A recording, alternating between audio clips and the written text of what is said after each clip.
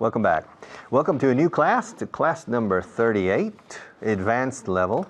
And we have a lot of work today, but we'll start by going over some of the things we saw yesterday. We'll start by going over. Fijaos cómo uso by. Literalmente es imposible traducir el by aquí.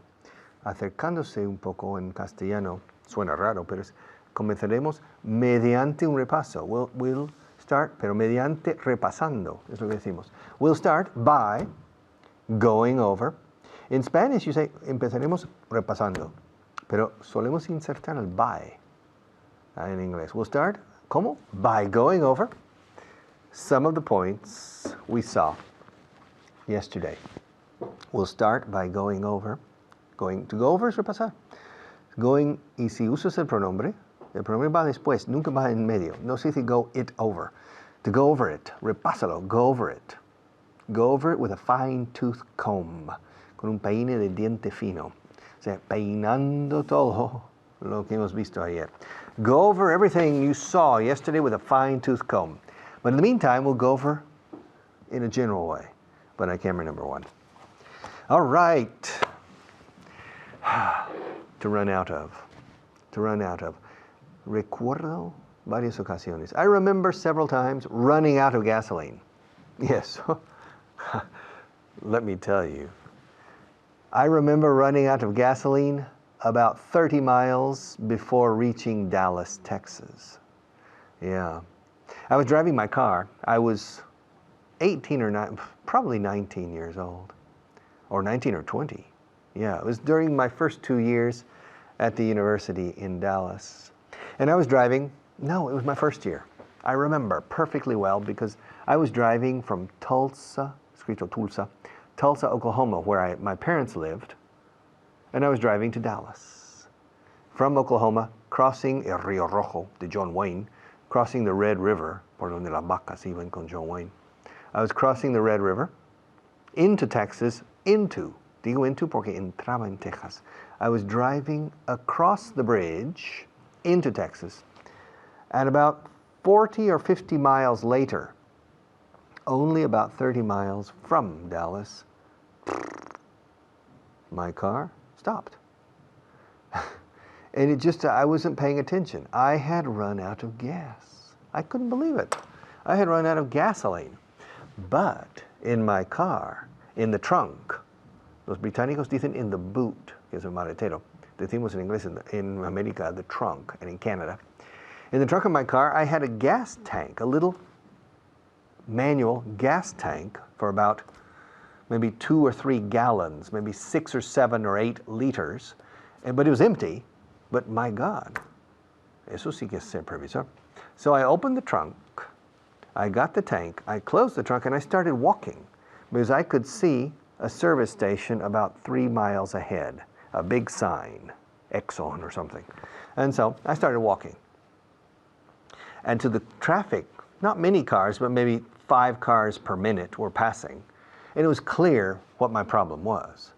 They saw a car on the side of the road and a young man, me, walking with a small gasoline container in the direction of a service station. So immediately a man stopped and he said, "Did you run out of gas, young man? Did you run out? ¿Te quedaste sin gasolina, joven? Did you?" Aquí diríais, has quedado sin gasolina. En el inglés solemos ir al pretérito puro. "Did you run out of gas, young man?" "Yes, sir." "Hop in." Súbete. He dicho hop, no get in. Get in es perfecto en inglés. Entra. Hop in es entra dando un brinco. Salta adentro. Hop in. Es una forma coloquial. And he took me to the gas station. And he stayed there while the gas station attendant put gasoline into the container. And he said, "Well, get in." I said, "Oh, you're going to take me back?" "Yeah."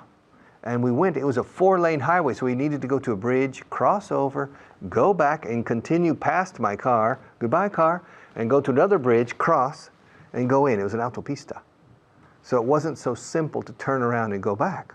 So this man probably spent 10 or 15 minutes with me because I had run out of gas.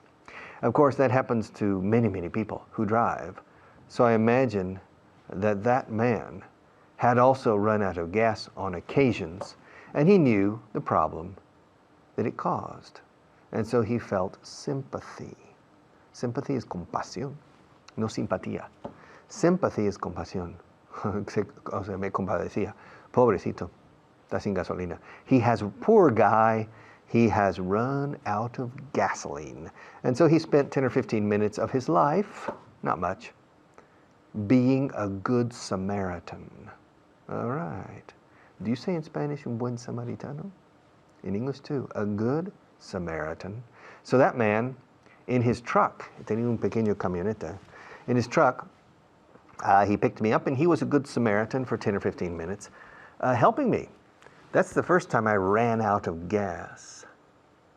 The second time, miento, that was the second time I ran out of gas, my memory. The first time I ran out of gas was 2 years before, and it caused a problem for me. I had a car, my own car, an Opel Kadett. I was 17, all right? And the car was destroyed in a traffic accident that wasn't my fault. I was driving my car. I was crossing an intersection, un cruce, intersección, decimos en América. I was crossing an intersection, and another car didn't see the red light. The traffic change just continued to, boom!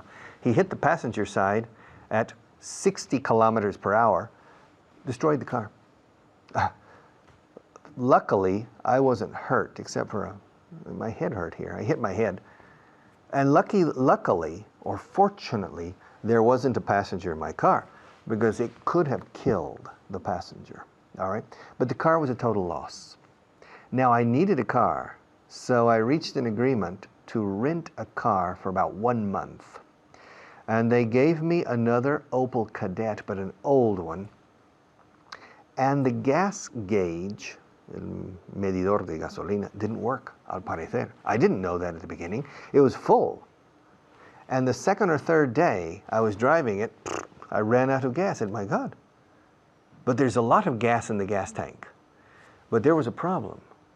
I was going to a track meet, competición de atletismo, and I was one of the most important runners, the most important. And the coach got angry. Llegas tarde, tú no compites hoy. And it wasn't my fault. I had run out of gas, and it wasn't my fault to run out of.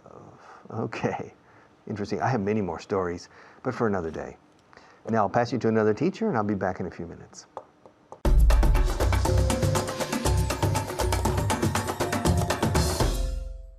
Thank you very much, Richard. My name is Alberto Alonso, and you're here on Vaughan Inglés 4.0, 4.0. That's right, double the caffeine, double the excitement. Okay, exagero un poco. But we're going to learn a few things, and we're going to have a good time. Ladies and gentlemen, let me welcome my very special, very talented, very smart student. That's right, Beatriz. Hello, Beatriz. How are you?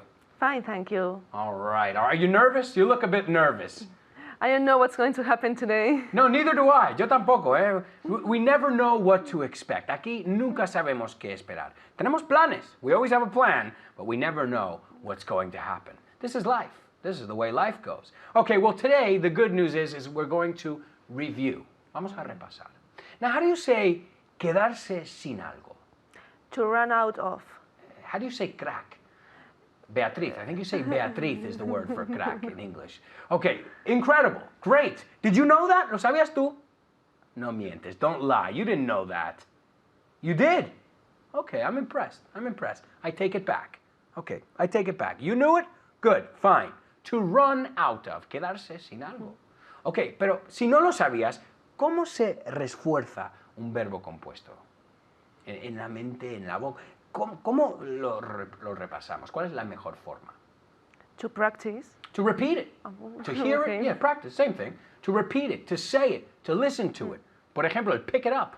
Lo sé porque mi madre. Pick it up. Recógelo 1000 veces. Pick it up. Pick it up. Y lo sabía porque lo tenía que saber, porque me lo ha dicho 1000 veces. Ok, so run out of igual. Vamos a practicar el run out of. Ok, run es uno que se usa muchísimo. Have you ever run out of sugar? Yes, I have. Yes, I have. Okay, vamos a, yes, I have. Okay, I've run yeah, out of sugar. okay. Porque así practicamos el run out of, oyéndolo, diciéndolo, oyéndolo, diciéndolo. Okay. Yes, sometimes I have run out of sugar. Yeah, I've run out of sugar. Sure, everybody. Okay, ask me if everybody runs out of sugar. Does everybody run out of sugar? Yeah, everybody runs out of sugar from time to time. That's why we have neighbors. Por eso tenemos vecinos. Can I borrow some sugar? Right? Okay, so to run out of, ask me if my phone ran out of battery last week. Did your phone run out of battery last week? Yes, my phone always runs out of battery. Ask me why my phone is always running out of battery.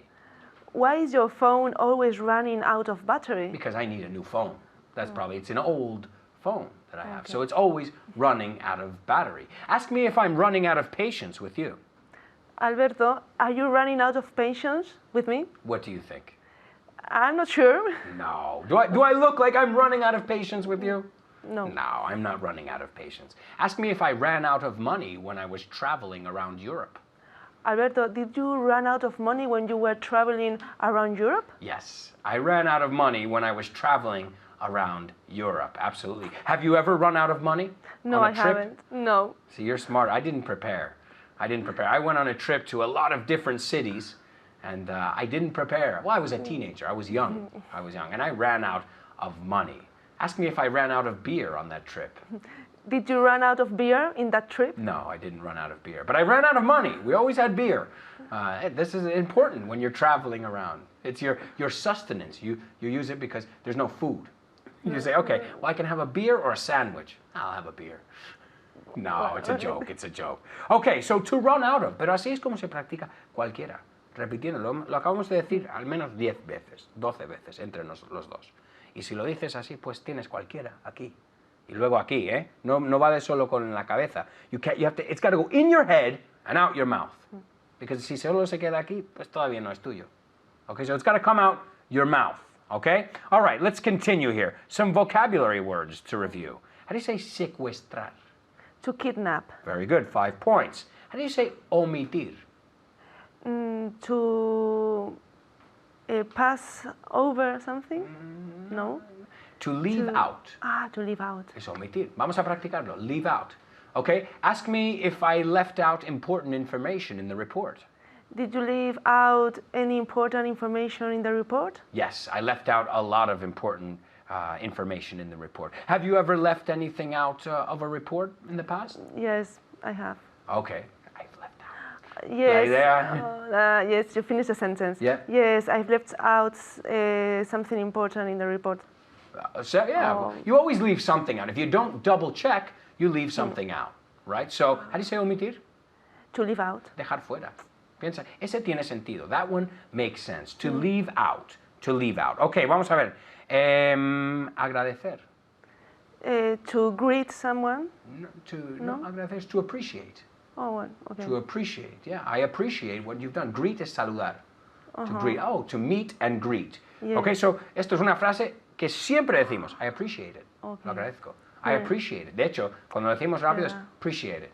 Okay. ¿Ves? Hasta la A lo tragamos. Pero tú dilo bien. I appreciate it. Lo agradezco. I appreciate it. How do you say siempre? Always. Okay? También all the time. Okay? I'm working all the time. I'm always working. Se puede decir los dos. Always, all the time, constantly. I'm constantly working, right? I'm constantly working. Okay? Very good. All right. So, very quickly again, omitir. To leave out. Quedarse sin algo. To run out of. Muy bien, muy bien. That's the way. We're going to keep practicing, and at home, we want you to keep practicing with us. It's the only way to improve. Bye-bye.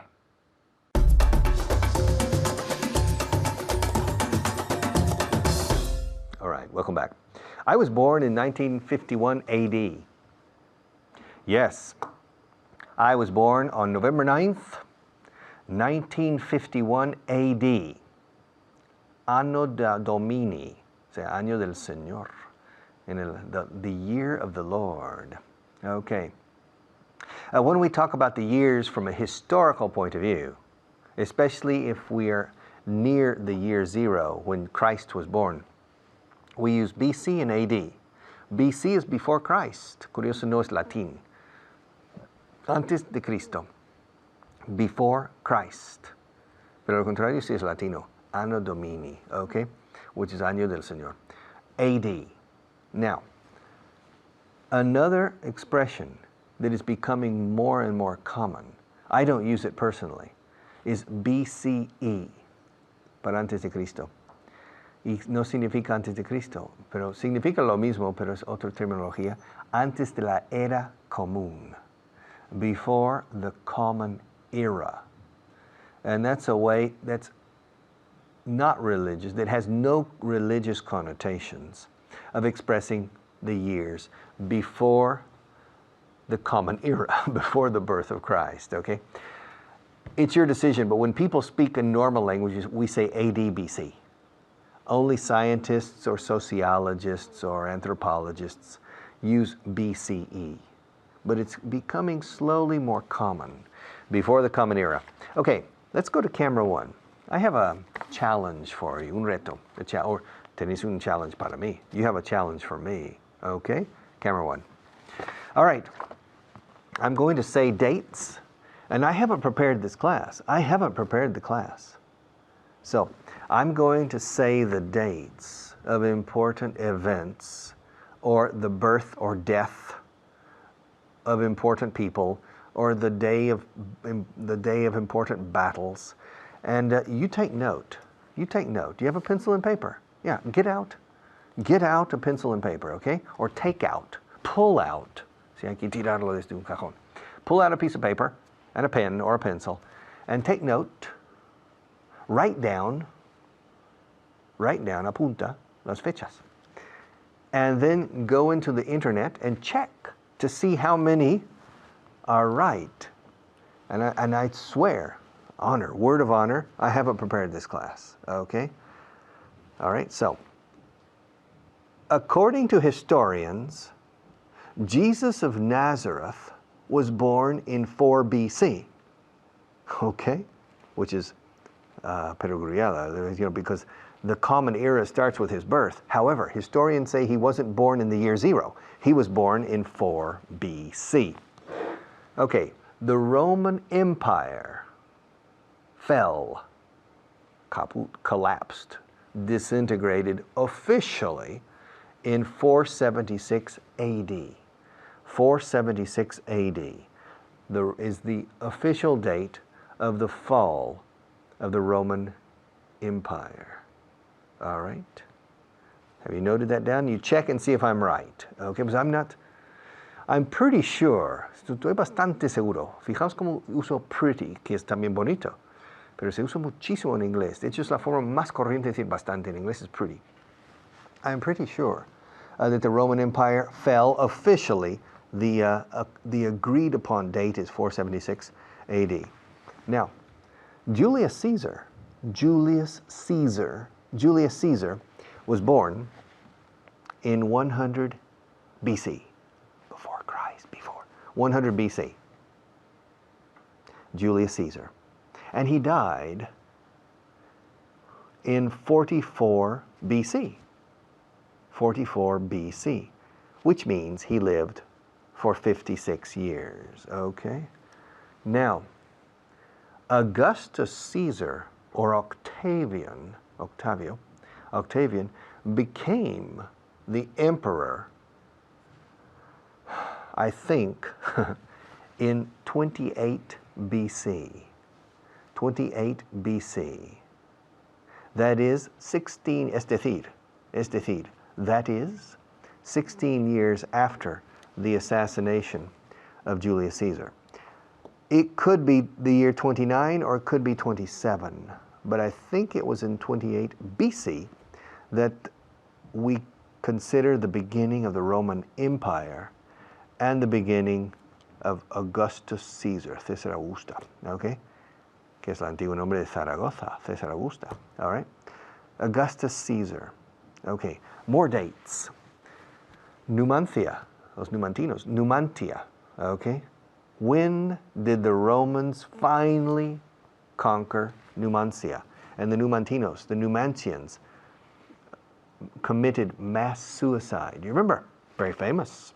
Numancia is located just north of Soria, about 6 kilometers north of the capital, Soria, next to, on a hill behind a small village called Garay, con R doble, Garay, and you go up the hill, and that's Numancia, los Numantinos, la defensa Numantina.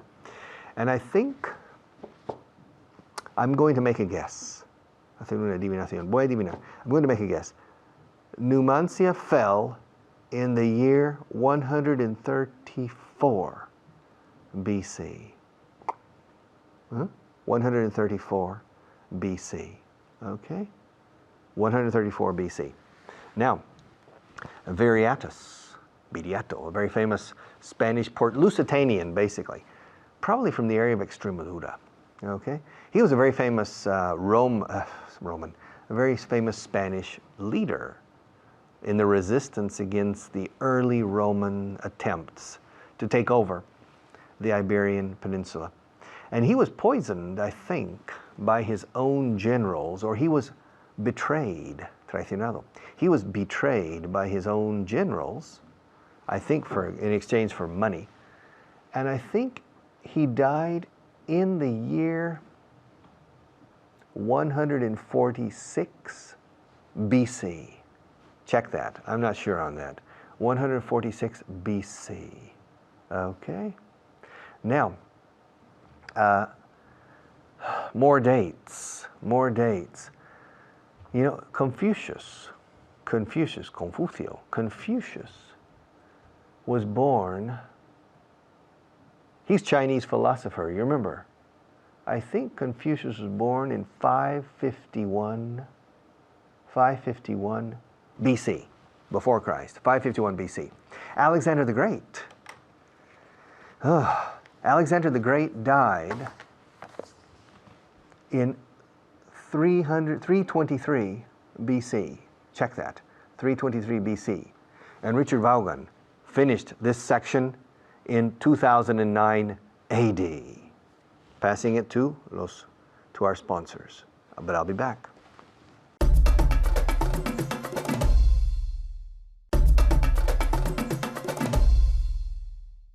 You know, BC AD, 200 BC, the year 200 BC, the year 200 AD.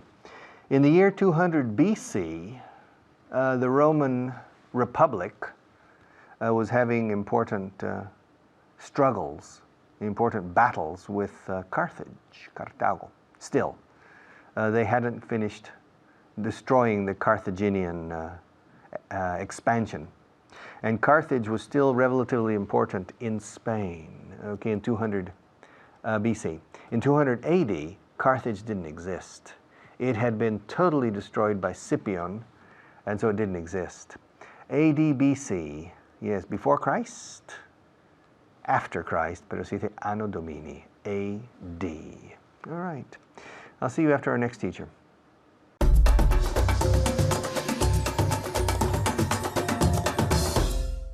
Thank you, Richard. Hi, everyone. I'm Hannah, and I'm here with you again to do what? To practice what you've just learned, because I know you were paying attention, what you just learned from Richard, okay? So let's start our practice session, but first we're going to say hello to my student. Hello, David. Hello, how are you? Fine, how are you today? I feel very well, thank you. Okay, great. So are you ready for today's practice session? Yes, I'm ready. Okay, great. Okay, we're going to look at telling or how to say the years, okay, the years. But when we say BC or AD, BC or AD. Okay, here we go. Ask me when the Roman Empire fell. When did the Roman Empire fall? Very good. When did the Roman Empire fall? In 476 AD. Okay. So repeat. So the Roman Empire fell. The Roman Empire fell in 476 AD. Perfect, muy bien. So remember, before we say a year, siempre ponemos ¿qué preposición? In. Okay, so in 476 AD. So here we have AD, que significa Anno Domini, right? In our year of the Lord, para cortito. So in our year of the Lord, or in the year of our Lord, AD significa Anno Domini. Okay, ask me when Confucius was born? When was Confucius born? Okay, very good. So when was Confucius born? He was born in 551 BC. In 551 BC. Confucius was born in 521. 51. 100. Oh, 551. In 551 BC. Perfect. Very good. Good. Excellent. So Confucius was born in 551 BC. BC, what does BC stand for? It stands for, representa o significa, it stands for before Christ, right? Before the birth of Christ. So, para cortito así, we say BC. BC. Okay. Ask me when Julius Caesar was assassinated. When was Julius Caesar assassinated? Good. Repeat. Assassinated. Assassinated. Assassinated. Assassinated. Okay, good. Very good. In 44 BC. Julius Caesar was assassinated in 44 BC. Excellent. Muy bien. Julius Caesar was assassinated in 44 BC. Okay. This class has become a history class all of a sudden. Yeah. A tough class. So we're combining English and history. English and history. We're killing two birds with one stone, right? All right. Ask me when printing was invented. When was printing invented? In 730 AD. Printing was invented. Invented. Printing was invaded. Invented. Yes, eso es. Okay. Eso es. Printing was invented. Printing was invented in, I forgot the date. The date. Okay, I'll repeat the date. Yes. 730 AD. 700? And 30? 30. Okay. Printing was invented in 730 AD. Perfect. Muy bien. Okay, great. Very good. So, printing. Printing was invented in 730 AD. Okay. Ask me when Buddha was born. When was Buddha born? In 563 BC. Buddha was born in 563 BC. Very good. Okay, good. So remember when we have numbers, we say 500 and, 100 and. Again, conectamos. We connect 100 and to sound like just one word. 563 BC. Ask me when the Moors invaded Spain. When did the Moors invade Spain? Good. In 711 AD. The Moors invaded Spain in 711 AD. Okay, good. Repeat. 700 and. 700 and. 11 711 BC. AD. AD. Okay, good. Bien. AD. So AD, 711 AD. So again, 100 and, conectamos 100 and como si fuera una sola palabra. 100 and, 100 and. Ask me when Socrates was born. When was Socrates born? Good. In 469 BC. Socrates was born in 700. Four. Socrates was born in 469 BC. Okay, very good. Repeat. 400 and. 469 BC. Perfect. Muy bien. Okay, so 469 BC. Socrates was born in 469 BC. Okay, ask me when the first civilization was founded. When was the first civilization founded? Okay, good. Repeat again. When was the first civilization founded? Good. Civilization. Civilization. Eso es. Again, repeat. Civilization. Okay, good. So let's hear this at home. Civilization. Civilization. Okay? So, between 4000 and 3500 BC. The first civilization was founded between 4000 and 3500. 3500 BC. Excellent. Muy bien. So, 3500. We can say it two ways. We can say 3500, pero también muchas veces, a lot of times, we say 3500, 2500, 7500. Así, 7500, 2500, 3500. Para cortito, we say 3500. So the first civilization was founded between 4000 and 3500 BC. Okay, so let's hear you again. The first civilization was founded between 4000 and 3500 BC. Okay, muy bien. So 3500, repeat, 3500. 3500. Okay, 3500. So keep practicing BC, AD, BC, EAD. Okay, so I'll see you next time. Now you have to go back to Richard. Bye-bye.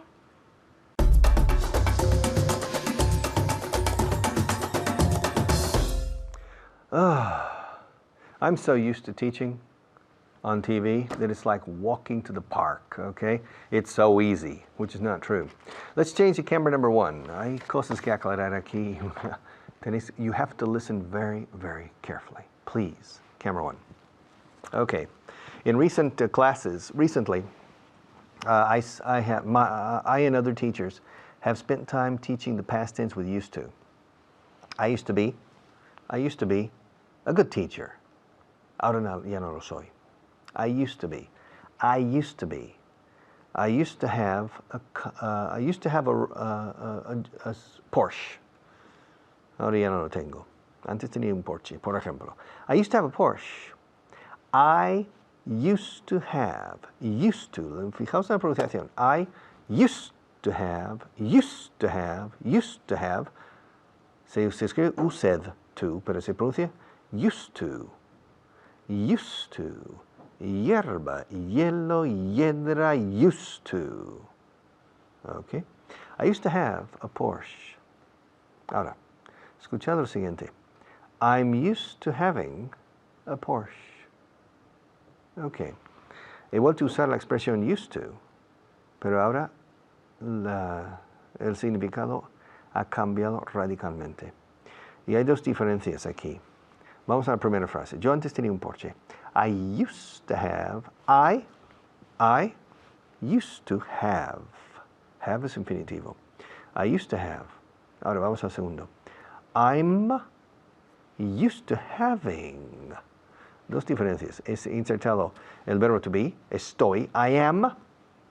Used to no cambia. Pero después del to va el gerundio having. Y eso es radicalmente distinto. En vez de antes tenía, es estoy acostumbrado a tener. Yo cada 4 años cambio mi Porsche por otro Porsche. ¿Okay? Así que llevo 16 años con Porsches. Pobre de mí. I'm used to having, which is not true. I don't have a Porsche. I'm used to, I don't like Porsches. I'm used to having. I'm used to having. I'm used to having. I'm used to having. I'm used to getting up early. Escuchar la diferencia, tremenda diferencia. Por eso la gente cuando se equivoca aquí es que despista al interlocutor, cosa mala. I'm used to, estoy insertando el verbo to be. I'm used to getting, gerundio, I'm used to getting up early. Ok, está claro. Estoy acostumbrado a levantarme temprano. Ahora, I used to get up early significa ya no me levanto temprano. Significa antes me levantaba temprano. So it's completely different. I used to get up. I'm used to getting up. So I understand the confusion and I understand the mistakes, but you need to be very vigilant. Tienes que ser muy vigilantes, decimos en inglés. You need to be very alert and you need to think very intensely and very acutely about these differences because otherwise Porque de otro modo, I recommend you forget about the constructions altogether and don't even use those expressions, all right? It's true, I'm used to getting up early. Yeah. It's in my blood. It's part of my genetic makeup.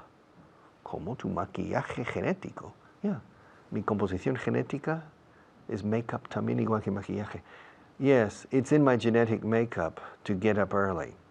My mother got up at 4:30 in the morning every day I remember of my life. My mother. My mother's father and mother both got up also at 4:30 or 5 o'clock every morning. So it's in my mother's side of the family. And so I have inherited the tendency to get up early, and I enjoy getting up early. And I'm used to getting up early. Every day I get up at 20 minutes to 6 at 5:40. Boom, ready to conquer the world. Even if I go to bed late the night before and don't sleep much, I'm up. I'm up like a warrior, un guerrero, ready to conquer the world. So I'm used to getting up early. I'm used to leaving home early.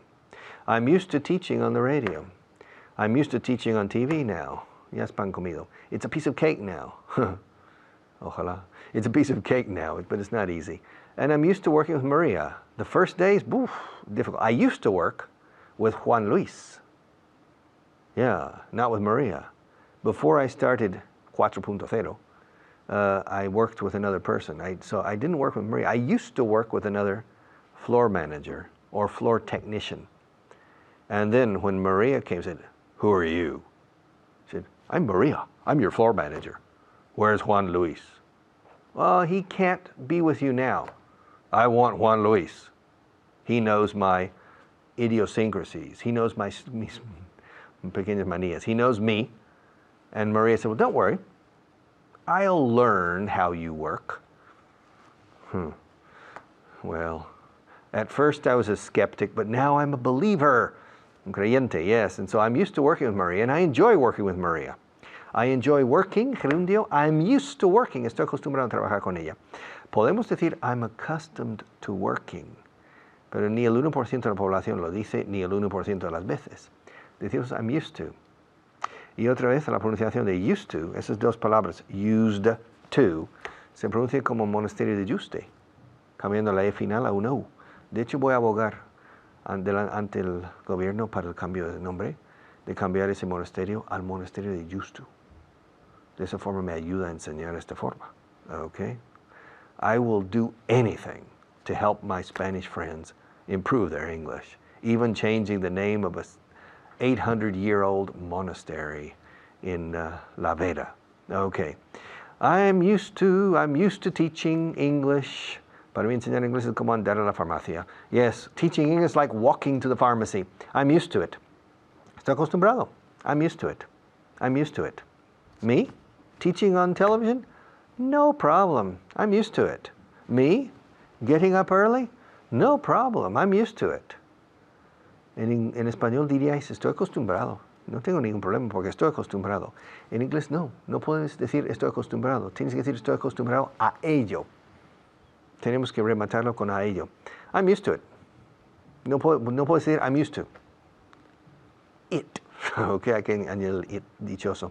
I'm used to it. No problem. Finally drinking from this ceramic Vaughan cup. At first I didn't like it, but now I'm used to it. Antes usaba, I used to use a different cup. And this cup is heavy, and I really don't like it. But now I'm used to it. Now I like it, huh? Yes. And when I got married, now I'm used to living with my wife.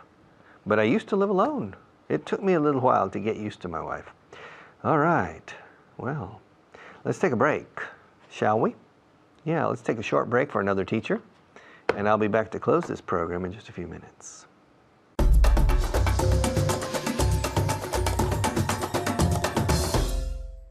Thank you, Richard. Hello, everyone. I'm Natasha, your teacher, and I'm giggling a little bit. Giggling is tener la risa floja, because I'm here with a very good student, but she makes me laugh, okay? Because when she doesn't understand me, she laughs as well. Let's meet her. Her name is Susana. How are you? Fine, thank you. You make me giggle. Yeah, you make me giggle too when you look at me. So we're going to be giggling all show, okay? All throughout the whole show, just giggling and giggling, okay? But giggling while we're learning English. So let's start, okay? Before we go over what Richard explained, we're going to learn your 5 words of the day, okay? Let's review them, and remember that I'm going to say them in Spanish and you have to say it in English, okay? All right, let's start. The first word is comodidad. How do you say this? Very good. Convenience. Convenience. Let's see if Susana can say this. Convenience. Very good. And you said it without giggling, so very good, okay? And then the next word is chaleadosado. How do you say this? Very good. Townhouse. Townhouse. And all together, okay? Townhouse. Repeat. Very good. Townhouse. Let's see if Susana can say this. Townhouse. Very good. And remember, house, never house, okay? House, as if you were cleaning a mirror, okay? House, okay? All right, the next word is templado, okay? Or suave. Is if it's a dip or a sauce, suave or templado. Very good. Mild, mild. Remember 2 syllables, not mild, but mild, mild. Repeat. Very good. Sana, can you say this? Mild. Very good. Mild with a D at the end. Mild. Can you say that of mile of a person? That a person is mild? No. Not really, no. It's either to talk about a sauce, okay, or a dip or whatever, or even the temperature, okay? But not a person, you don't say. I wouldn't say that he's mild. I would say that he's calm, okay? The next one is encantador, like me. No. So how do you say this? Delightful. Delightful. Susana is delightful, okay? And so Thank you. So can you say the word? Delightful. Very good. Am I delightful? Of course you are. Everybody's delightful here. And then the last word is araña. Okay, this is easy. Very good. Spider, as if it were with an A and then an I. Spider. Repeat. Very good. Spider. Let's see if Susana can say this last word. Spider. Very good. And we said all these words without giggling. Okay, let's see if we can do the next grammar exercise without giggling as well. Okay. All right, let's start. We're going to work on, what do you think? To be used to, okay? To be used to something. What is to be used to something? Let's see if Susana knows. Hacerse con ellos, acostumbrarse. Estar acostumbrado, okay? Estar So acostumbrado. I'm used to the noise in my street, que estoy acostumbrado a eso, okay? All right, let's start, okay? I'm going to say a sentence and you're going to say the sentence with used to. I'm going to say to be accustomed to, okay? Let's start. Are you ready? My neighbor's boss. I've started giggling again. I don't know what's wrong with me. My neighbor's boss isn't accustomed to getting up early. My neighbor's boss is not used to get up early. Okay, so let's say this and let's go step by step. My neighbor's boss isn't used to getting up early. My neighbor's boss isn't used to getting up early. Okay, now very important. After used to be used to, you have to put ing. Okay, this is very important because used to as solía, yo solía ir a pasear. I used to go to the supermarket. I used to go to the park, okay? Go and then the infinitive. Now, with to be used to, you have to put ing, okay? Estoy acostumbrado a ir al supermercado. I'm used to going to the supermarket, okay? All right, let's see if Susana can say this again. Do you want me to say the sentence? Yes, please. My neighbor's boss isn't accustomed to getting up early. My neighbor's boss. Okay, let's work on this pronunciation point. Neighbors, neighbors, with the B sound where you have to feel the air, okay? Neighbors, with your 2 lips together, okay? As if you were kissing someone, okay? Neighbor's Very good. boss is not used to getting up early. Very good. My neighbor's boss isn't used to getting up early. The next one, okay? Are you ready? Yes. I'm not used to asking people for favors. You're not used to. Did I say used to? Yes. I don't know what's wrong to me. I can tell you, okay? Susana makes me giggle, and she's made me giggle right from the beginning of the show. So now I'm all confused, okay? So let's imagine this hasn't happened, and I'm going to say it with accustomed, and you at home are going to say it with used to, okay? So I'll repeat, okay? I'm not accustomed to asking people for favors. So what's the sentence? Very good. I'm not used to asking people for favors, okay? The next sentence, and I'm going to make this up, okay? I'm not accustomed to giggling in class. You're not used to giggling in class. Just 1, 2. So say it again. I'm not used to giggling in class. You're not used to giggling in class. Are you used to giggling in class? Oh, not. I'm not used to giggling in class. Are you? It's becoming.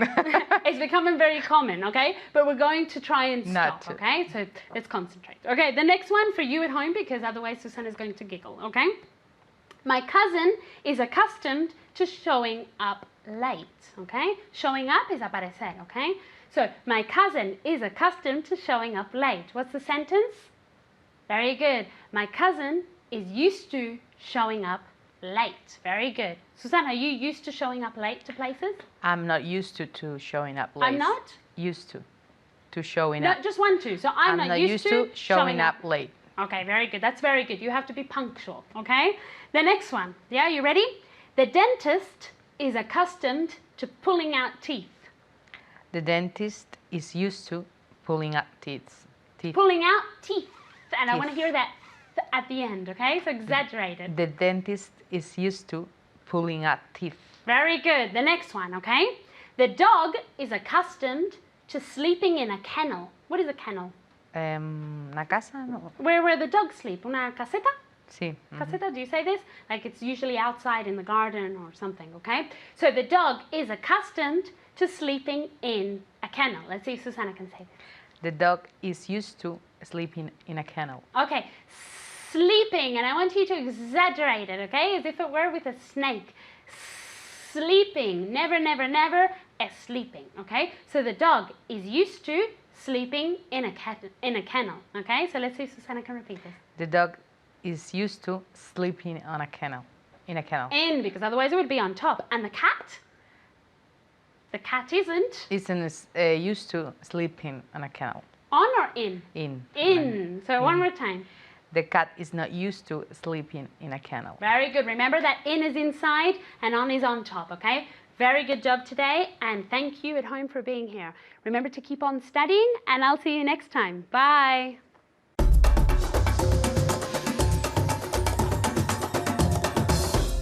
Okay, class 38. I hope you're getting used to my style. I hope you are used to my style. ¿Estás acostumbrado ya? ¿O te estás acostumbrando todavía? Are you used to my style? Or are you still getting used to it? Well, you're lucky. Because I used to be worse. Antes era más hueso todavía, más duro. I used to be a hard teacher. Now I'm a softie, un blandengue. I used to be hard. Antes era. Así que ahora es fácil de acostumbrarse a mí porque yo no soy tan duro como antes. Now it's easy to get used to my style because my style is easier than it used to be. Qué difícil el inglés. Qué fácil es confundirse. But we'll continue day after day helping you with this. Okay? See you tomorrow.